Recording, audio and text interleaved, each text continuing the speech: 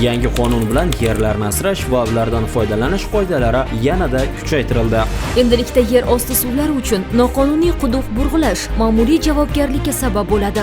Agar yer uchastkasini olgan fuqarolar belgilangan vaqtida to'lovni amalga oshirmasa va 6 oy ichida qarzini to'lamasa, u yerga bo'lgan huquq bekor qilinadi.